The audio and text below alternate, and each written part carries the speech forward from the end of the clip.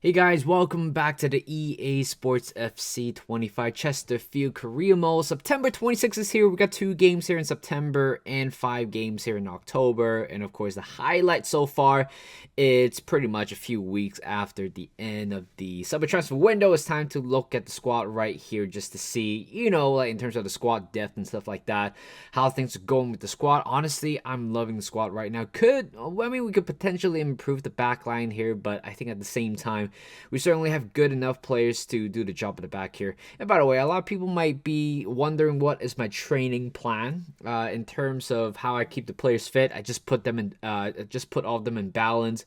I know at one point in a few career modes before, I would usually tweak the training plan right before the next game, just to make sure everybody is fit. But for realism purposes, I've decided to, just kind of go on balance. So, at least in terms of some of the players' recovery is going to be more realistic than before. So as you can see, I mean that is why when you look at the lineup for each game, the line is going to be a little bit different because again it's very hard to play a halfly fit player, and of course at the same time I did have a little bit of an issue with the players' welfare as well. As you all know from last season, Onamar has been asking to get dropped, and when I dropped him, he's not happy that I dropped him, and then I can't really play him as well because he simply doesn't have the energy to start a new game.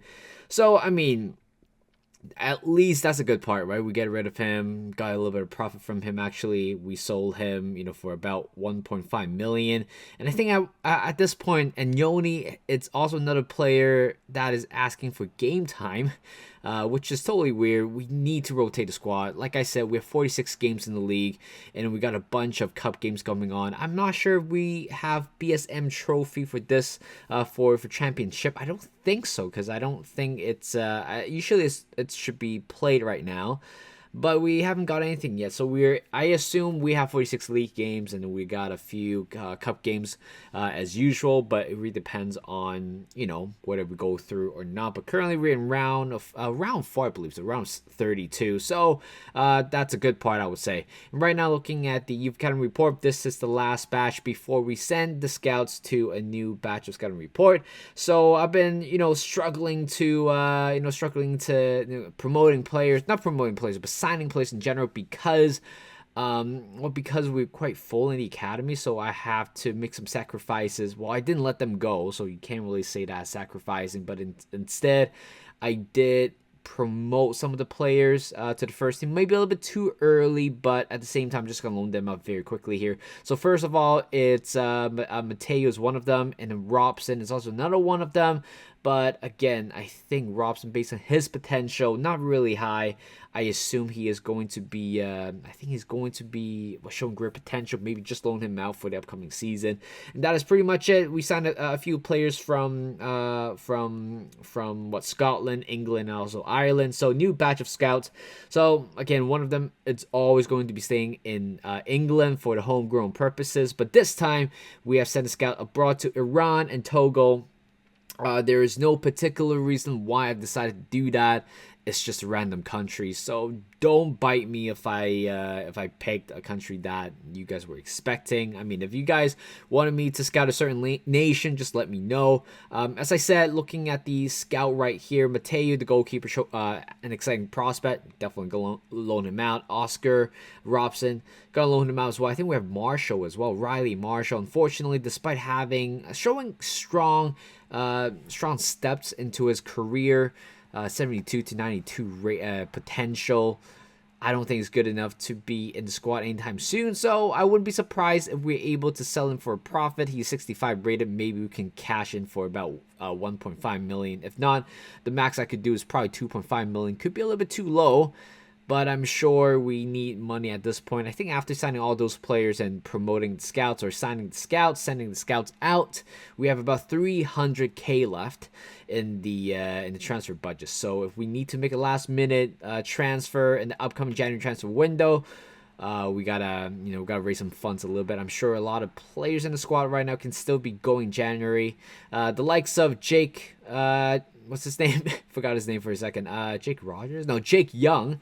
Despite being tremendous for us for the first 2 seasons at the club, I think his time at the club might be coming to an end very soon. I know he's our number 10, scoring quite a lot of important goals for us over the past 2 years. But in terms of levels, not quite there yet. We have Force, that is who is a very good player in my opinion, and we also have Bonfanti, which is also a great player as well.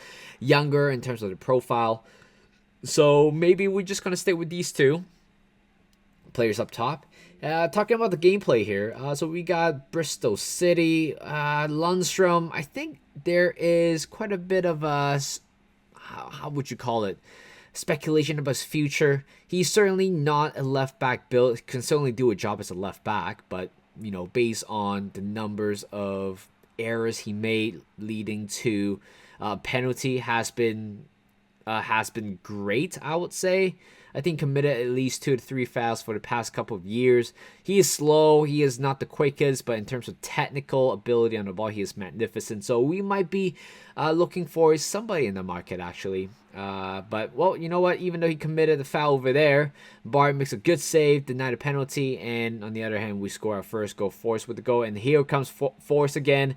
After making great save by Bart, and Force is in from a counter-attack to make it 2-0. At halftime against Bristol City. Off to a good start. 62 minutes in. Here comes an attack. Here comes Fenopol on the right side. Force looking for a hat trick, but the defender decided to take him out, knowing that he is way too quick on the ball and has to be a red card. I mean, it is a goal scoring opportunity. Force made a very good first touch to make sure that he's going to skip away from the defender. Right now, right after the red card, we are off to another goal here. And Yoni, that's a great pass by Fendapol. I don't think anybody was expecting that pass going through there. Against a 10-man Bristol City, game is pretty much done and dusted here. But in the 80th minute, here comes Twine on the left side. I'm not sure where's Arce going, but guess what? Bart decided to take down the player, and he received a yellow card. It makes me wonder, can a goalkeeper get a red card? I really don't know. I've never seen that before. I'm sure you can. But even though, if I don't have a goalkeeper on the bench and my goalkeeper is sent off, what is going to happen? That I really don't know.